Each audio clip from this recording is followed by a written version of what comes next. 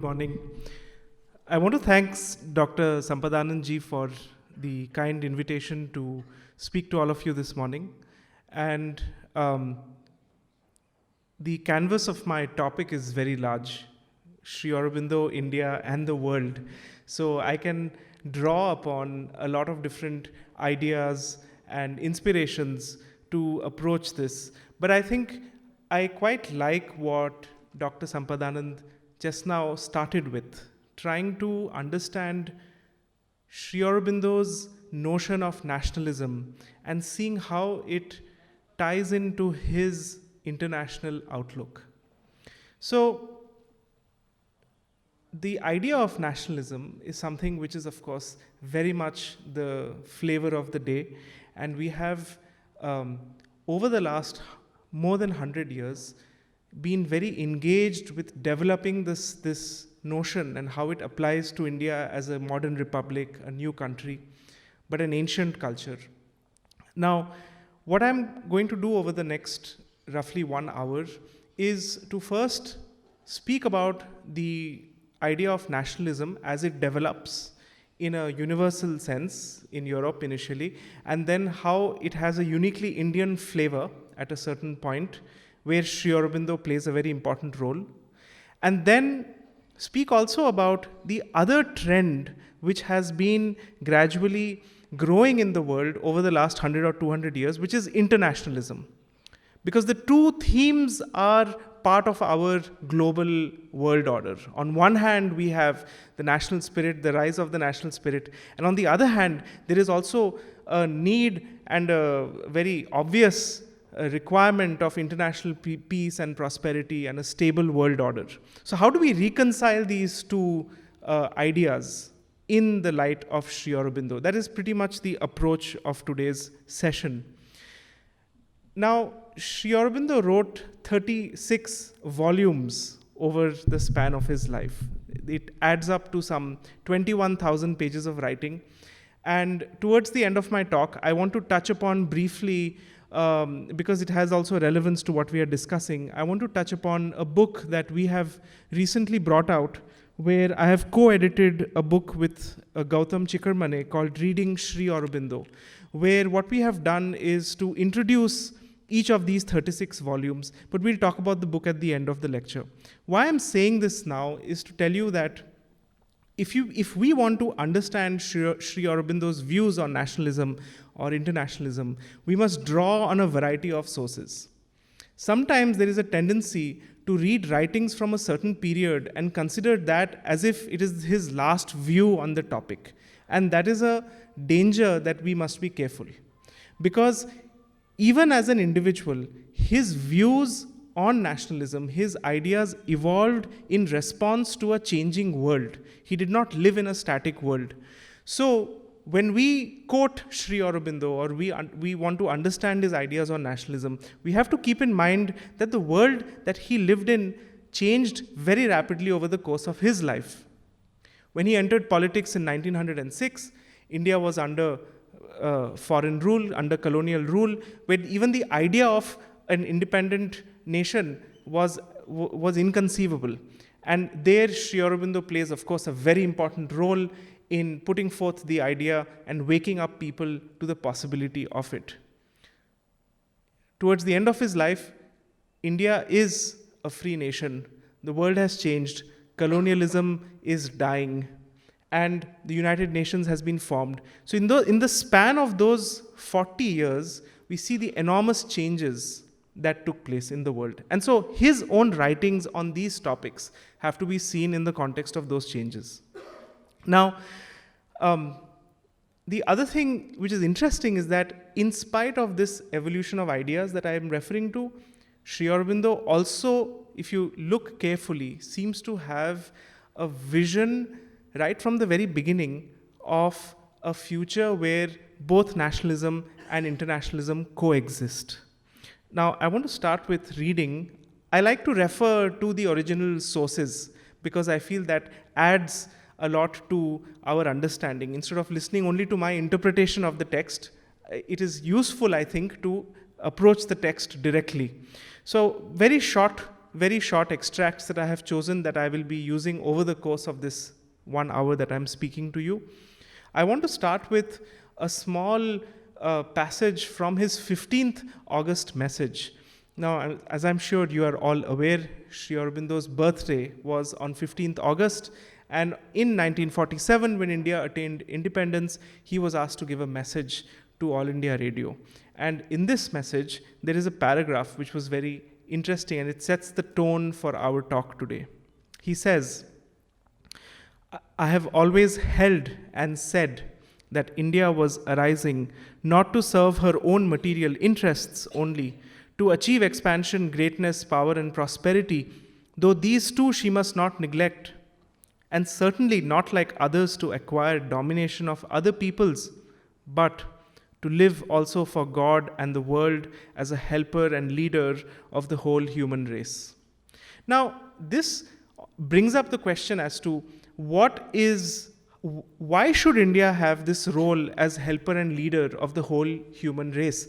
Is this something that every nation would like? Isn't this a status or a position that every nation in the world would like, to be helper and leader of the whole human race?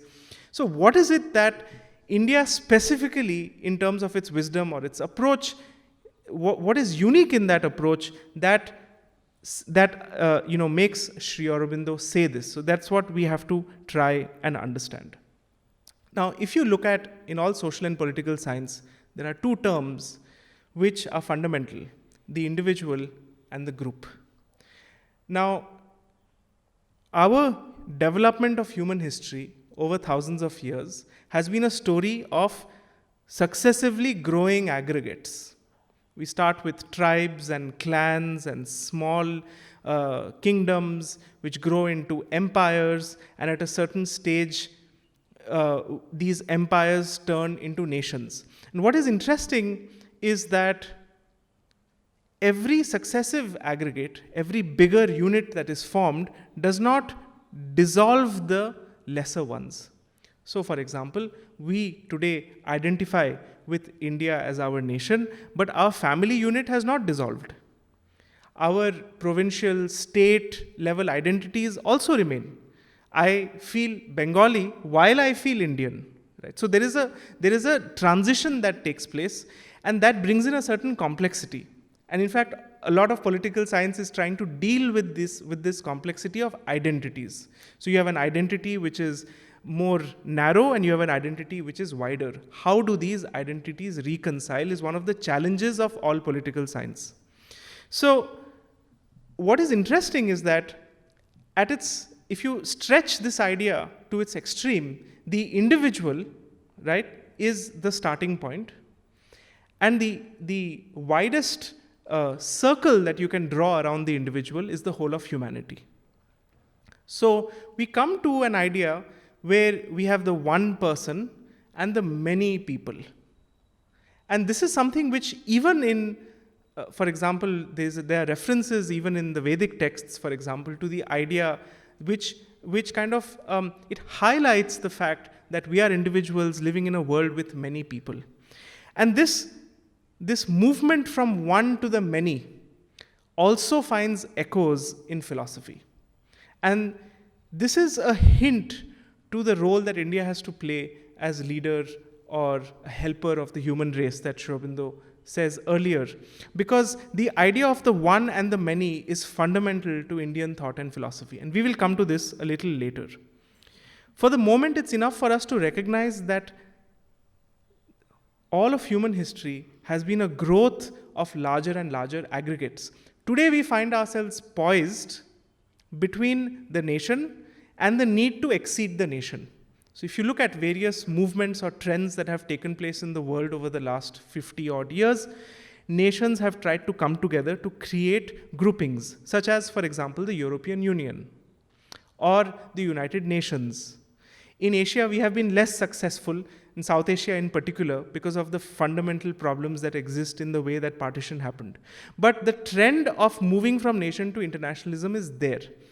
On the other hand, it is also a pendulum, because it seems to swing at some points of time towards internationalism. At other points of time, it seems to revert back to the national identity. And in fact, many would argue that over the last 20 or 30 years, the pendulum has swung back towards nationalism, where people want to feel much more a sense of identity with the nation. But that does not augur well for a collective human experience, because it means that nation states arm themselves and entrench themselves in positions which put them in conflict with others, and it leads to potentially destabilizing world order. So it's a very confusing situation. Should we be proud of our national identity or not? Is it necessarily opposed? Is nationalism and internationalism necessarily opposed to each other? In the vision of Sri Aurobindo, they are not. But for that, we must understand what is his vision of nationalism. So let's begin with talking about the French Revolution, because that is when, for the first time, there was a radical shift from an old system, the monarchical system of kings and rulers, to a situation where for the first time the nation state as an idea was manifesting. And this was a landmark event, not just for the French or for European history. It was a landmark event for the world political scenario, because for the first time, people saw themselves as being able to come together, not under a king or a ruler, but a system which they would have a say in, which would reflect the common interests and aspirations of people. It is not as if democratic or quasi-democratic systems did not exist in the past. We all know examples in ancient Greece, even in ancient India, though it's often not mentioned. Even ancient India had kingdoms or republics which were democratic in nature, even if they did not use the word, obviously. But the difference between modern nation states and these earlier democracies is the scale. The scale at which this was happening, the size of these nation states is formidable. The second important thing is that these nations were bringing together various diverse elements within their groups and forming something which tied them together. Meaning, take for example France. Today we think of France as a country, as a single country. But it is also made up of many different sub-identities, which came together to create the French identity. In India, of course, it goes without saying that we have a tremendous diversity. And Sri Aurobindo, in fact, in the Ideal of Human Unity, one of his works, he highlights this. He says, nature tried an experiment of unparalleled complexity with India. How much diversity can you create and yet hold together? So, nation states, as they formed in the last 200 to 300 years, create a new form of governance. At the same time, we have to be careful, because the cultural unity that precedes these nation states take many centuries to form. So you may have a French Revolution which is a catalyzing agent of political change, but the preparatory work that precedes such an event takes place over centuries. Now, we don't have the time today to go into a detailed dive into this idea, but suffice to say that for India, the creation of the Indian nation state may be 75 years old. We are celebrating Azadi Ki Amrit Mahotsav, but the creation of India of Bharat as a cultural entity is something which takes place over centuries, if not thousands of years. So this is also an important idea to keep in mind. Now, the uniqueness of the Indian independence movement, in which Sri Aurobindo, of course, played a very important role, and this was not restricted to India, it was also happening in a few other places like Ireland, for example. But the uniqueness of these movements in the early 20th century was that in addition to viewing themselves as a political unit, these groups also saw themselves as creating some kind of a deeper soul nation, if you want to call it. So in other words, there was a vision of the nation as an embodied entity, not simply a political state. So this is you can say, a development of the idea of nationalism. And I want to give you an example of this in Sri Aurobindo's own words. This is an extract from a letter to his wife Mrinalini, which he wrote at the time that he had just started being involved in the freedom movement. And he refers in this letter, it's a well-known letter, again, for those of you who are familiar with his work. He refers in this letter to 3 madnesses. And I will not read all of them, but the third madness, he says, is this. Whereas others regard the country as an inert piece of matter and know it as plains, fields, forests, mountains, and rivers, I know my country as the mother. I worship her and adore her accordingly. What would a son do when a demon sitting on his mother's breast prepares to drink her blood? Would he sit down content? Or would he rather run to the rescue of his mother? I know I have the strength to uplift this fallen race. This is not a feeling in me. This is not a new feeling in me, not of recent origin. I was born with it. It is in my very marrow. God sent me to earth to accomplish this great mission. So the idea of seeing the country as the mother, this is a vision of nationalism that goes beyond simply a political perspective.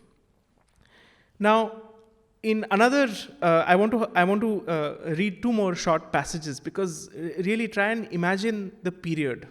So before I read them, try and visualize what we are talking about here.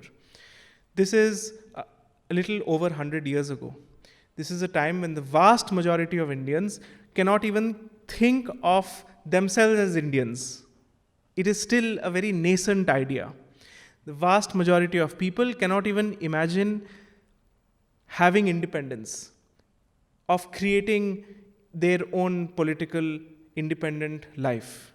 It is in this context that, and also remember that British colonial government was one of the most powerful governments anywhere in the world. The British Empire spanned roughly 1/3 of the Earth's landmass. They were powerful beyond measure. And it is in this context that Sri Aurobindo, Tilak, and a small group of other revolutionaries scattered in different parts of India are voicing a view that is dangerous. That is the word for it. It is very dangerous to say these things back then. We take it for granted today, but to be able to spell it out and to say it, to stand for it meant going to jail, being exiled, being deported, and sometimes even worse punishments. So this is what Sri Aurobindo writes in Bande Mataram, in an article called The Present Situation. Actually, I'm sorry, I made a mistake. This is a speech, not an article. He says this in a speech. This speech was made shortly after one of his associates, Bipin Chandra, was sent to jail. So he says this: nationalism is not going to be crushed. Nationalism survives in the strength of God, and it is not possible to crush it. Nationalism cannot die because it is no human thing. It is God who is working in Bengal. God cannot be killed. God cannot be sent to jail. Now, you can of course feel the power of those lines even today. But now I want to bring in another idea which will tie into what I have just said. And this is again an extract from an article of his in Bande Mataram. He says, nationalism is an avatar and cannot be slain. Nationalism is a divinely appointed Shakti of the eternal. And now note here, and must do its God-given work before it returns to the bosom of the universal energy from which it came. Why I find this interesting is that even at the time when Sri Aurobindo is emphasizing the rise of the nationalist spirit, even then he is aware that it is a movement which has a time and space.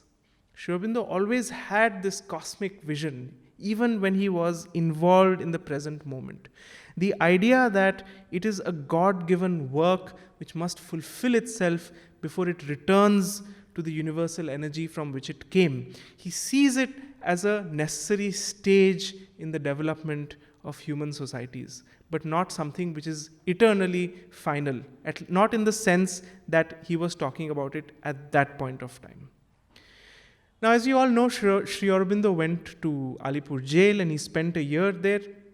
If you read the Vande Mataram, and then if you read his writings after Alipur jail, you find a distinct difference. And You would be aware also that in Alipur jail, he had a series of spiritual experiences, most famously, which he talks about in the Uttarpara speech. And again, we don't have the time to go into that, but in the Uttarpara speech, he speaks about how he realized the immanent reality of Vasudeva, of Sri Krishna, in all that was around him. And then notice a passage in the Uttarpara speech where there is a shift taking place, where Sri Aurobindo speaks about nationalism and the rise of India, not in a political sense only, but in an increasingly spiritual sense. And he brings in the idea of Sanatana Dharma. Now, this passage, which is again frequently quoted, is very important, so I want to read it out to you. So this is from Uttarpara's speech published in the Karma Yogin. He says, I spoke once before with this force in me, and I said then that this movement is not a political movement and that nationalism is not politics but a religion. I say it again today, but I put it in another way. I say no longer that nationalism is a religion. I say that it is the Sanatana Dharma which for us is nationalism. This Hindu nation was born with the Sanatana Dharma. With it, it moves, and with it, it grows. When the Sanatana Dharma declines, then the nation declines. And if the Dharma were capable of perishing, with the Sanatana Dharma, it would perish. The Sanatana Dharma, that is nationalism. This is very significant because now there is a perspective that ties into the idea of India, which is drawn from a tradition which is much more than just political. And this leads us obviously to the question of what is Sanatana Dharma? What are its fundamental values and objects? And perhaps Dr. Sampadanand can arrange another lecture with somebody else to go into the details of that. We will touch upon this towards the end of our presentation. But I just want to highlight how there is this change which takes place. And in brief, Sanatana Dharma, of course, is tied to the idea of an eternal reality which can be approached in infinite ways, which can manifest in infinite paths, of a tradition that is not bound to any limited dogma or any limited understanding. And so, tying in nationalism to an idea which is itself vast and multifaceted is one of the most important, you can say, contributions of Sri Aurobindo in his interpretation of nationalism. Now, what is interesting is also to see the same Sri Aurobindo just 2 to 3 years later, writing in a letter to a gentleman, Parthasarathi Iyengar. And I won't read out the whole letter, though for those of you who are interested, you should read the whole letter. It's very interesting. So in 1910, Sri Aurobindo moves to Pondicherry, as you know, and then he remains there till his passing in 1950. At the same time, the movement, the independence movement in Bengal and in Maharashtra and other places is crushed violently by the British. The leaders are exiled, jailed, deported, and all of that. And there is a kind of lull, a brief lull. And there are others who are wondering, what should we do? How should we take this forward? The period of 1906 to 1910 was characterized by a tremendous vital intensity. Even the use of violence, Sri Aurobindo did not, he believed in the necessary use of violence when required. And it was characterized by a tremendous outburst of activity and intensity. At the same time, in this letter, Sri Aurobindo seems to suggest that he was disappointed by the fact that the movement lapsed into a kind of vitalism rather than sustaining itself on something deeper. And this is very important for us to understand because it's a message that even something as important, noble, beautiful as nationalism can get vitiated, can get misused or usurped by other forces. And so he writes to Parthasarathi Iyer, he says, "Be very careful to follow my instructions in avoiding the old kind of politics. Spirituality is India's only politics.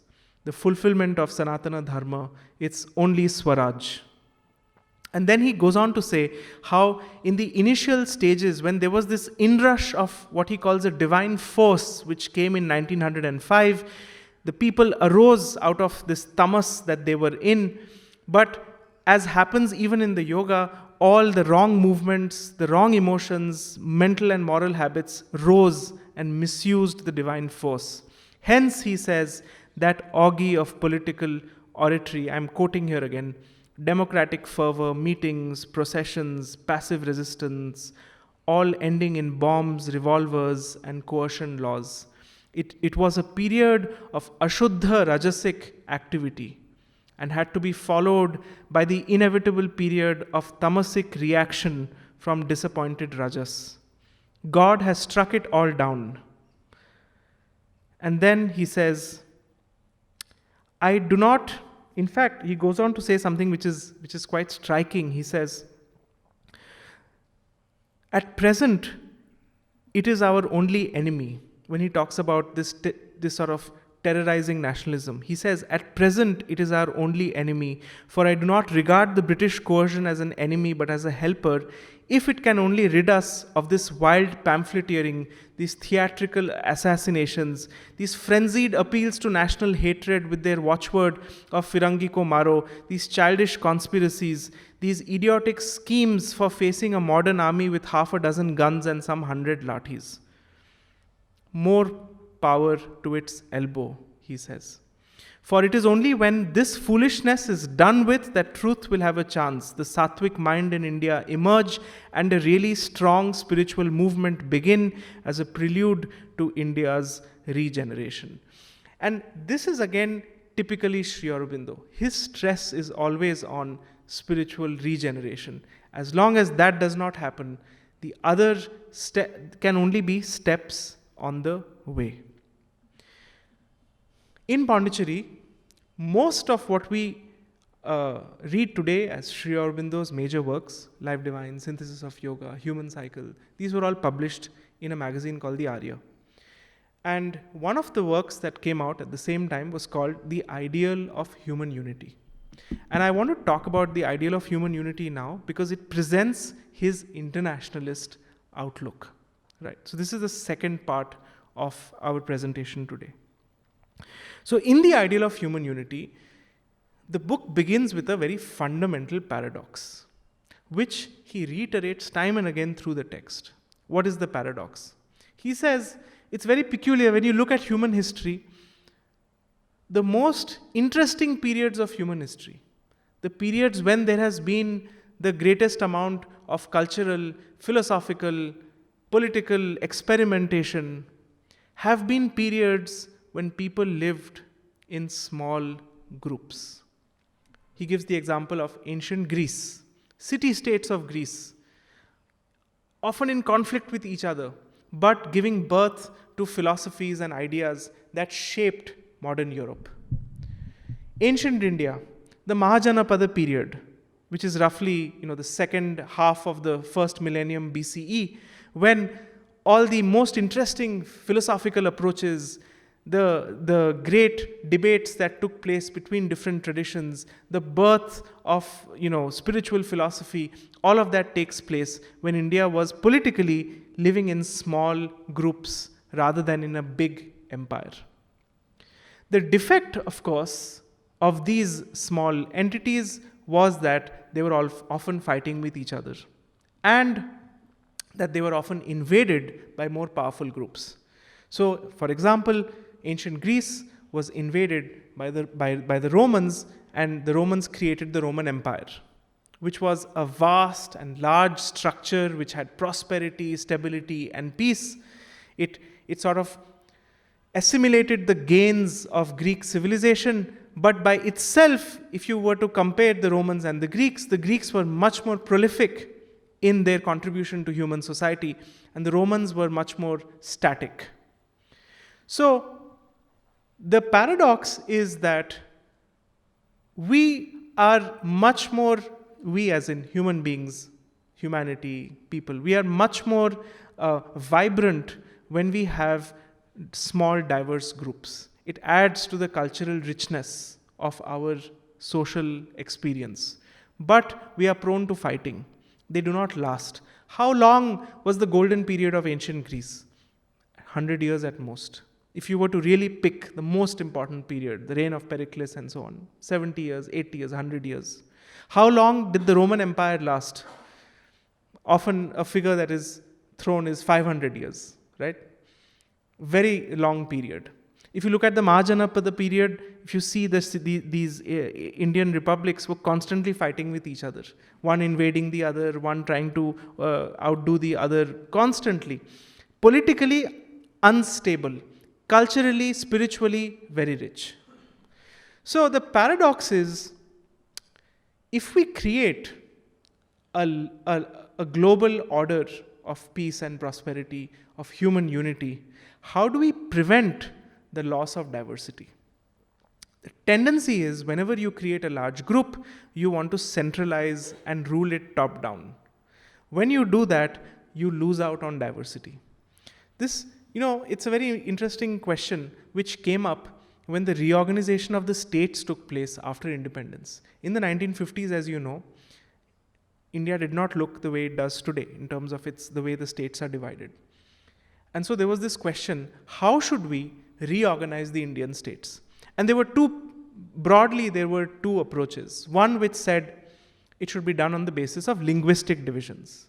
So languages should determine how the states should be reconstituted. The second approach was, don't take languages, do it on the basis of non-linguistic administrative divisions, where you want to avoid creating a sub-identity. And the argument was that if you create linguistic states, you will end up creating disharmony among the different states of India. Fortunately, the members then voted in favor of linguistic states. And why I'm saying fortunately is because, as you can see today, notwithstanding the little insignificant things that happen, India is a much more richly diverse country because each state can celebrate its own culture. This diversity adds to the richness of who we are as Indians. We feel proud, we feel happy when you travel around the country, you land in another state that you have never been, and you say, oh my God, this is so different, they speak a different language, they have different food, but look, I feel proud, this also is part of India. You do not feel in any way, it does not take away from the Indian identity because of that diversity. So, coming back to the ideal of human unity. The paradox is, how do we create human unity on a large scale without losing the diversity of expression? And another dichotomy, which I will just bring in, is liberty and equality. The French Revolution, as you know, had the motto of the French Revolution was liberty, equality, and fraternity. Now, most of the emphasis during the French Revolution was on liberty, freedom from the monarchy, and the freedom to create a new constitutional republic. The next century, so this happened, 1789 is the French Revolution. In the 18th and 19th century, the stress became equality. Because, at least in Europe, not in their colonies, but at least in Europe, countries became free, even economies became free, but there was massive inequality. And so movements began, notably in Germany, which spread to Russia, and then you had the Soviet Union. Revolutions happened which said, enough of this inequality. We want, first and foremost, equality. And so again, in political science, a very classic opposition is between liberty and equality. Because, as is obvious, in states where you stress on liberty and you create conditions where liberty is paramount, you end up having a lot of inequality. In countries which tried to emphasize equality, which said we will share equally, we will divide resources equally, the only way to do that is by taking away your liberty. So liberties were taken away. And the state said, I need to take away your liberty so that I can create a more equal society. And so it's a very strange, again the pendulum is swinging. On one hand it goes to liberty, there is no equality. On the other hand it goes to equality, there is no liberty. And there are many political thinkers, social philosophers who have grappled with this problem. And some of them say the only way you can arrive at a compromise is if you accept lesser forms of liberty or equality. Others say that it is not possible to arrive at any compromise between liberty and equality. We should just accept that liberty is better and live in an unequal world, right? Which is, of course, not a very satisfactory solution. This is again very interesting because Sri Aurobindo approaches this problem from a very different perspective. He says, in talking about liberty and equality, we have forgotten the third fellow. Why isn't fraternity considered important? So fraternity is at best a sentiment or an emotional feeling. We are all common human race. We are all brothers and sisters, etc., etc. But Sri Aurobindo says the change that is required is very fundamental. And this is, I want to now read out something which is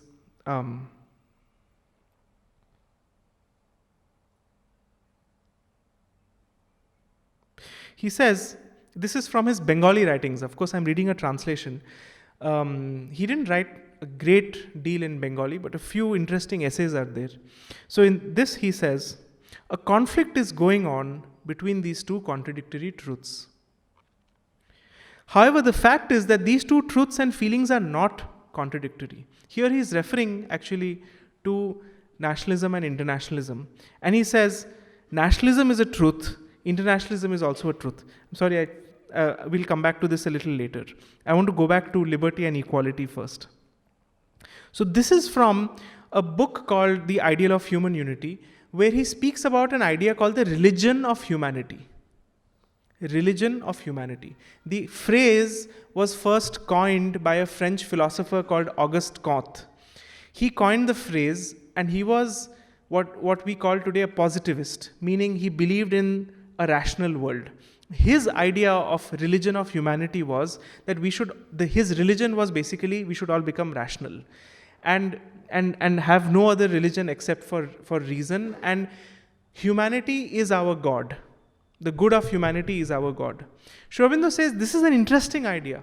It's an inspiring idea. It will definitely push certain things in the forefront, but it is not enough. He says what is required is a spiritual religion of humanity. What does he mean by that? So I will read a passage which is profoundly beautiful, which comes towards the end of the ideal of human unity. He says, the liberty that has been so loudly proclaimed as an essential of modern progress is an outward, mechanical, and unreal liberty. The equality that has been so much sought after and battled for is equally an outward and mechanical and will turn out to be an unreal equality. See, he actually writes this when the Soviet Union has just been formed. So the world is not even gone through the experiment to say that, oh, this is not working. So this is very prophetic, right? I'll just read out that last sentence again. He says, the equality that has been so much sought after and battled for is equally an outward and mechanical and will turn out to be an unreal equality. Fraternity is not even claimed to be a practicable principle of the ordering of life. And what is put forward as its substitute is the outward and mechanical principle of equal association, or at best a comradeship of labor. Freedom, equality, brotherhood are three godheads of the soul. They cannot really be achieved through the external machinery of society or by man, so long as he lives only in the individual and the communal ego. A society that pursues liberty as its ideal is unable to achieve equality. A society that aims at equality will be obliged to sacrifice liberty. For the ego to speak of fraternity is for it to speak of something contrary to its nature. Yet, is brotherhood the real key to the triple gospel of the idea of humanity? The union of liberty and equality can only be achieved by the power of human brotherhood, and it cannot be founded on anything else. But brotherhood exists only in the soul and by the soul. It can exist by nothing else. For this brotherhood is not a matter either of physical kinship or of vital association or intellectual agreement. When the soul claims freedom, it is the freedom of its self-development, the self-development of the divine in man in all his being. When it claims equality, what it is claiming is that freedom equally for all and the recognition of the same soul, the same Godhead in all human beings. When it strives for brotherhood, it is founding that equal freedom of self-development on a common aim, a common life, a unity of mind and feeling founded upon the recognition of this inner spiritual unity. These three things are in fact the nature of the soul. For freedom, equality, unity are the eternal attributes of the spirit. Now, this is really revolutionary for a number of reasons. One, note that it takes the political ideals of the French Revolution, right? Liberty, equality, and fraternity. It combines them with the Vedantic experience of the self, because he's speaking of unity. It combines it with this profound spiritual realization that until we realize that we are fundamentally one in the core of our being, you cannot have real brotherhood. Until you don't have real brotherhood, liberty and equality cannot be reconciled. They will always be opposed to each other. And he applies this Vedantic principle to a collective sense, not only as an individual salvation for mukti or liberation, but in a collective sense. So this is something which is absolutely fascinating, because it really brings in so many strands of the human experience together. It takes these profoundly noble values from the West, combines them with ancient Indian spiritual perspective, and then applies it in a collective sense. So this is really unique, and it has never been done before or perceived before in this sense. I want to go back to what we said about the vision of India and Sanatana Dharma, because this is really where Indian nationalism and internationalism come together. The reason Sri Aurobindo stresses so much on the rise of India as necessary for the world, when he says that India must be the leader and helper of the human race, in his vision, his whole stress is not simply to say India as an economic, political, military power, though of course those are all things that must grow in measure. But the real stress is on this approach to knowledge and identity which is not known. If you think about it, most of the problems of the world today in the political sphere are linked mostly to the question of identity.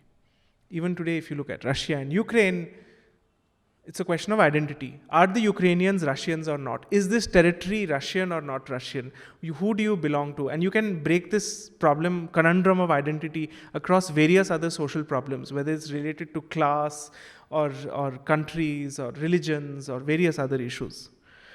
And this is where India has a key which is unique, because it has contemplated identity for thousands of years. It has gone to the core of what it means to be us as human beings, as persons, beyond all these limited, temporal identities. And this has been thought of, discussed, written about, or passed down as a knowledge right from the Vedas, in the Upanishads and beyond. And that is where Sanatana Dharma plays a crucial role, not just for the resurgence of India, but as a solution to various problems in the world as well. If you look at the idea of the self in India as it was understood over many hundreds of years, this self is capable of infinite forms, but the path to realize that self is the number of paths to realize that self are equally infinite. And so there is unity and multiplicity fundamental to this idea of self. There is unity and diversity. There is the one and the many. All these paradoxes that I mentioned to you earlier are reconciled when we see them through the prism of the self.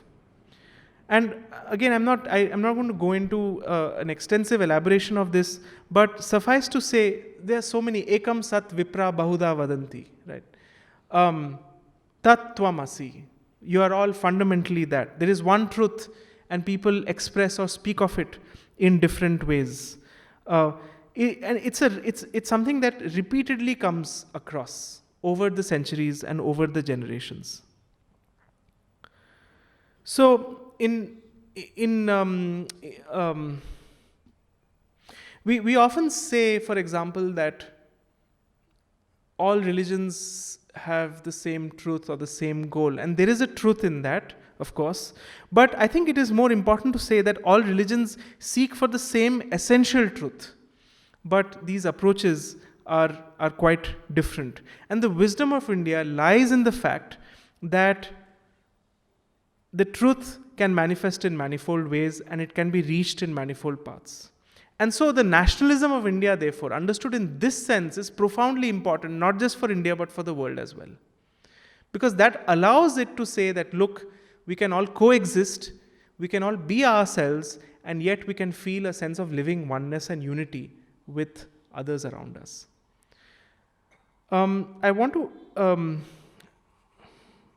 kind of move towards now the closing of this session, and then we'll open it to questions, and then I want to quickly tell you a little bit about the book that we have written.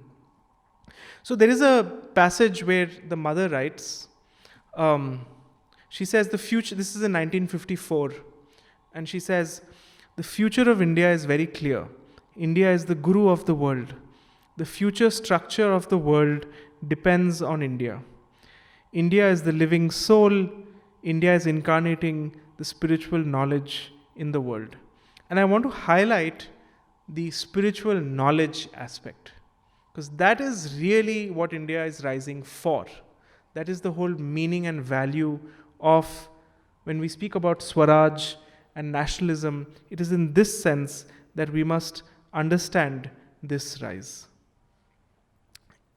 Going back to the 15th August message, I'll end with that quote and then talk a little bit about reading Sri Aurobindo. In the 15th August message, where he speaks of his 5 dreams, he says the first dream was a free India. The second, he says, resurgence of Asia. And the third dream, he says, is human, the ideal of human unity. The fourth one is the spiritual message of India going out to the world. And the fifth one is, of course, tied to his ultimate goal of transformation, of the descent of the supramental, and the total change of human consciousness.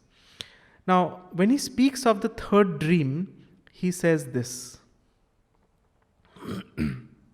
He says, unification is a necessity of nature, an inevitable movement.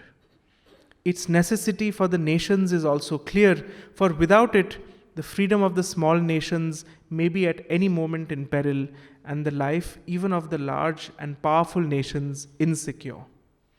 The unification is therefore to the interests of all, and only human imbecility and stupid selfishness can prevent it.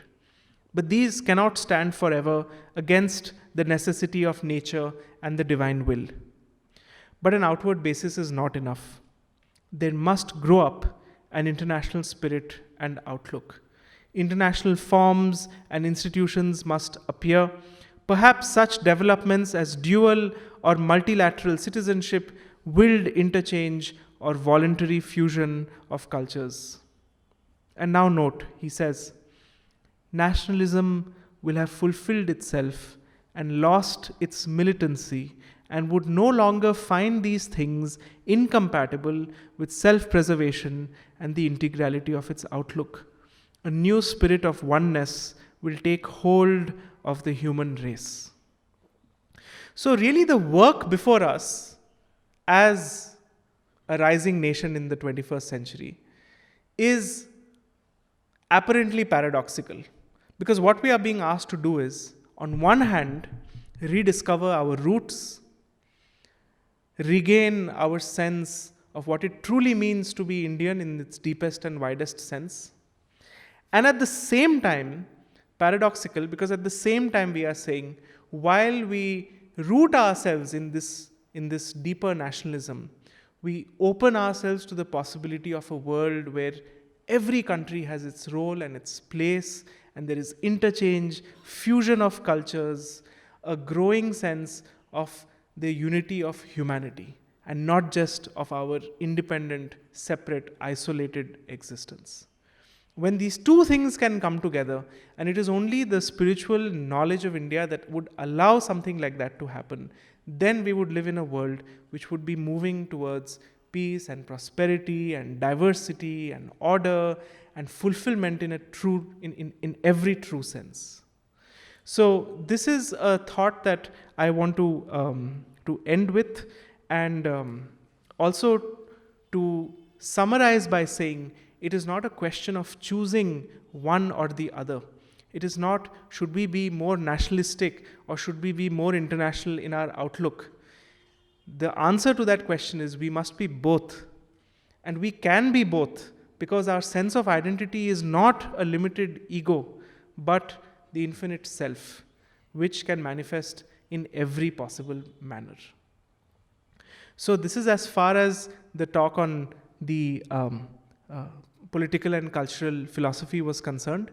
And I just want to, for 5 minutes, tell you a little bit about our new book, and then open it out to questions, and we can close for today. So you would have noticed that through the session today, I have I have given you about 8 or 10 different extracts. And what is interesting is that, as I mentioned at the start of the session, Sri Aurobindo has 36 volumes. If you look at the complete works, it's bigger than the span of my hands. And 6 million words, 21,000 pages. He touches upon, of course, social and political philosophy, which was our talk today, but he also touches upon literature, spirituality, commentaries on the Vedas, the essays on the Gita, the Upanishads. He writes poetry. There are translations from various languages, predominantly Sanskrit and Bengali, but also from some other languages.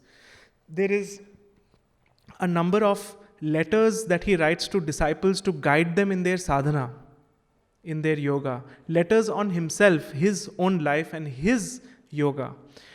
So there is just a formidable body of work which is of interest to anyone wanting to get a deeper understanding of things. For a brief period when the Arya came out, it was also translated in French, because the mother was there in Pondicherry in the initial few months that the Arya was coming out. Subsequently, she had to leave because the First World War broke out and French civilians were not allowed to stay in Pondicherry during the war. So she had to leave. But while she was in Pondicherry, the Arya, as it was coming out, was being translated into French and was also being published. And what is interesting is, the French name for the Arya is very interesting. It was called, the translation of it in English is the Grand Synthesis, the Grand Synthèse. So the Grand Synthesis is pretty much a summary of what Sri Aurobindo's approach is in all his writings. So he's synthesizing many different perspectives, ideas, visions, the Eastern and the Western, the modern and the ancient, the spiritual and the material. All of these different things are being synthesized in a new fashion. And so, whether you read the Human Cycle, which is his social and political philosophy, or if you read the Life Divine, which is his philosophical integral yoga philosophy, all of it is coming from the same perspective, but it is being cast in a very different form. In the Human Cycle, for example, he uses the word spiritual right at the end of the book, and only after he has defined it in a certain way. He does not go into much about what spirituality in its fullness means, because he's writing for an audience that is primarily interested in the social and political issue. And of course, if you read the Life Divine, it's a profoundly spiritual, work of spiritual philosophy. So why I'm saying all this is basically to highlight that Sri Aurobindo had a very vast body of writing where all these different texts come together to present a unified vision of the world and of humanity. One of the challenges that I think a lot of people face, and I've been asked over the years, is which book of Sri Aurobindo to start with? What should we read? Where do we begin? And there is, as you can imagine, no simple answer to this question. Because it depends very much on your temperament. What is your question? What are you seeking for? That really determines what you should start with. And for others, it doesn't matter what you start with. Once a contact has been made, it will lead you in its own way into the discovery of Sri Aurobindo's works. So to answer to that need, my co-editor Gautam Chikarmani, who unfortunately was not able to make it this morning, and we came out with this book which is called Reading Sri Aurobindo, where we invited different people to come and introduce or share their reading of each of the volumes. So 36 volumes, we have 21 contributors, where we basically try and introduce what is the essence of each volume. So if that is of interest, I just wanted to put this out here. Please have a look at this book. And we also chose contributors from a variety of backgrounds. It's not only academic scholars. We didn't want to simplify it so much that it becomes simplistic, but nor did we want to keep it so academic or so. Sometimes there is a tendency that we intellectualize it so much that it becomes inaccessible. So we wanted to keep it as straightforward as possible. So we asked a variety of people, some of them older, some of them younger, Indians, foreigners, people living in the ashram, people living outside, all different age groups. And it's quite an interesting compilation of an introduction to each of the complete works. So now we'll open up the floor to questions or thoughts or whatever else you would like to share. All right, very interesting. So the first question on Vasudhaiva Kutumbakam actually ties in very well to what we've been talking about today. The idea that to see the whole world as your family, to recognize that it all the recognition of the other as your own is something which is so central to this vision that you just mentioned, that it ties in very well to what we have been saying. That you can be rooted in your sense of identity and still perceive the other as a part of your own, as another aspect of your own person. With regard to the COVID vaccines, well, I mean, I'm not an expert in the field, so I don't know too much. But all I can say is that certainly it was widely reported, as you know, that India had the capacity to produce vaccines not just for itself, but also was able to share a lot of that with countries around the world, and was able to give that to countries around the world. And I think it's a very my personal perspective on this is that it showed great statesmanship on the part of India in a time of difficulty to share what was considered to be a very important tool in fighting against the disease. People may have, of course, all kinds of opinions with regard to the vaccine and so on, but I think that the fact that it was willing to, step up and play a role as a statesman, I think it's really remarkable and perhaps not sufficiently recognized. Yes, sir. So this is an interesting. The sentence that you read out is actually from Vande Mataram. Nationalism is a religion that has come from God. And it ties into the spirit of nationalism that Sri Aurobindo was referring to when the country was absolutely steeped in a kind of tamasic ignorance. And suddenly there is this pressure that manifests in people to wake up, to question, to demand, to ask for something that is rightfully theirs. And it is in this sense that for Sri Aurobindo, nationalism was not only a political movement, but a movement that was profoundly connected to the resurgence of India as a culture and a nation. Now, your point is that the divine created the world as one, and therefore nationalism is kind of divisive in a certain sense, if I can catch what you are saying. But that's the beauty of it, that multiplicity is also an aspect of divinity.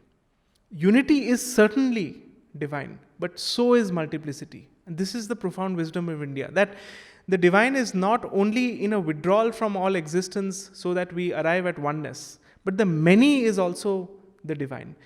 The problem is we are not usually conscious of neither the oneness, and therefore the many becomes opposed to each other. Well, in a sense, everything is being created by the divine, right? Including the multiplicity.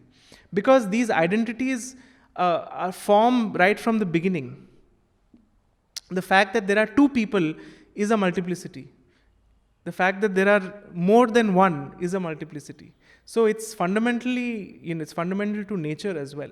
That's a very important question. Question was, there's a thin line of difference between internationalism and globalization, and whether Sri Aurobindo has covered this.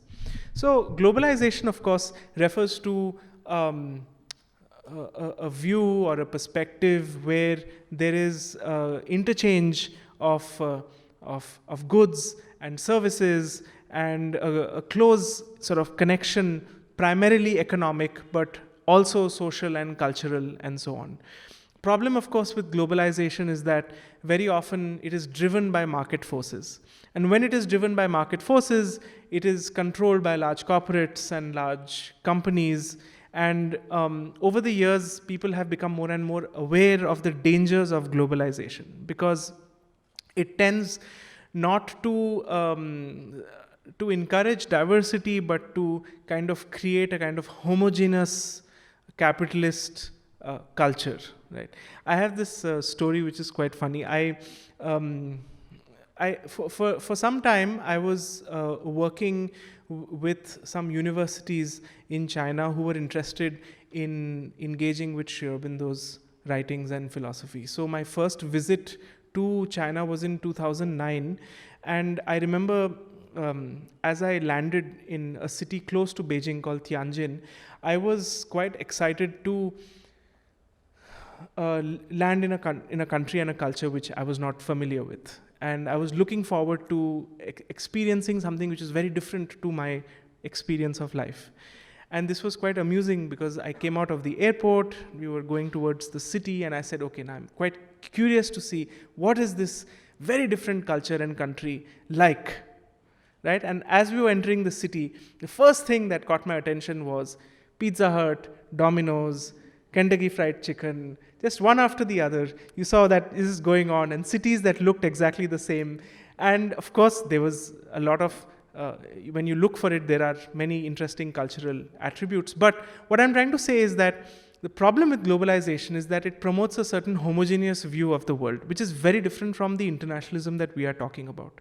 This perspective of internationalism is one where we are saying each country must feel proud, not in a jingoistic way, but must feel a sense of ownership of their own culture. An expression of that diversity is important and essential. Not that we arrive at a world which kind of all looks the same and feels the same and is driven by, artha, by market interests predominantly. And Sri Aurobindo did not really speak much on the topic of globalization, also because as a trend, it really took off after the Second World War. And he left his body in 1950, so it had not really emerged. But he does speak of these movements towards the end of that book, Ideal of Human Unity. He refers to the possibility of such movements. I don't know, I feel that my sense, and this is of course once we go into these sort of social questions, unless we have figures and statistics, it's very difficult. But my sense is that when I was in college 20 years ago, my sense is that our generation was much more keen on leaving and going out than the students I interact with. Today, when I teach the younger generation of students, the sense I have from many of them is that they want to go out, they want to experience what it is like in the West and study abroad, but they're very keen on coming back. Almost all of them will say, in 15 years, I'm coming back. In 10 years, I'm coming back. Which was not the case, at least in my, a significant number of people were thinking about, how am I going to leave? The idea was, there's not much that can happen here. We need to go and settle somewhere abroad and make our life. So I think, honestly, that more and more I feel that India is a very exciting prospect, even for the youth. And they would like to very much come back and build their careers or the country or whatever else. So I'm quite optimistic on that front. Only solution is when it is founded on something deeper.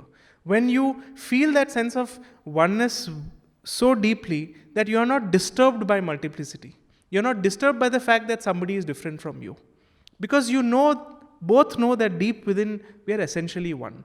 So it can only be a psychological change of consciousness. There is no policy or mechanism by which you can arrive at that. It has to be a perception within.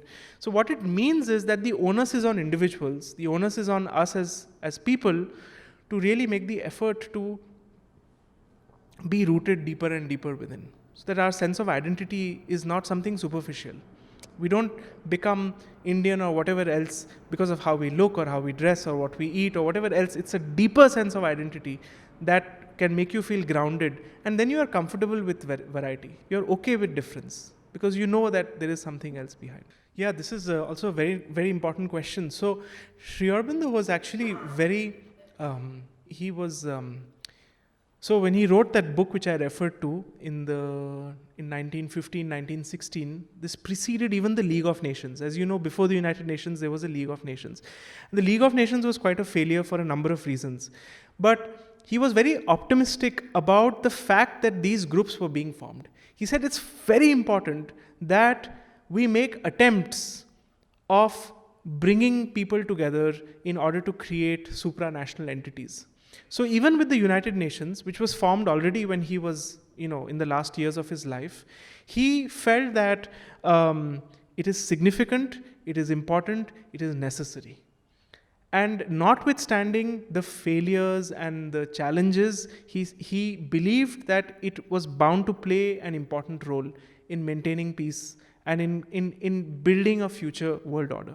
Now, the problem with bodies like the United Nations, something which even the European Union is facing today, is precisely in trying to interpret unity. What is the next step for unity? Does unity mean that countries should progressively give up on certain identities? I'll give you an example. So in the EU, for example, their challenge is how do we create a sense of Europeanness without losing out on the sense of the separate nation states. And that's what the fear is. So when it came to a common economy or a common market, there is no problem. They're very enthusiastic. Even a common currency, there was some grumbling. People lost the franc and the lira and so on, but they said, all right, it's still fine because it's practical. But then when it came to, when now currently the European Union is struggling to have a common constitution. Over the last many years, it has been trying to vote in favor of a common constitution and it's not succeeding. And the problem there, of course, is that it hits on this very deep emotive issue that somehow you feel you will lose yourself if you become part of a larger group, and that you don't want to do. So how do we preserve this same conundrum of unity and diversity? The problem with the United Nations, of course, is precisely how does it become a more empowering agency without taking away powers from its member states. So when you try and do it rationally or through any kind of principle-driven approach, you get stuck. And that is again where I think I come back to the idea when he says India has to take a lead, it has a role.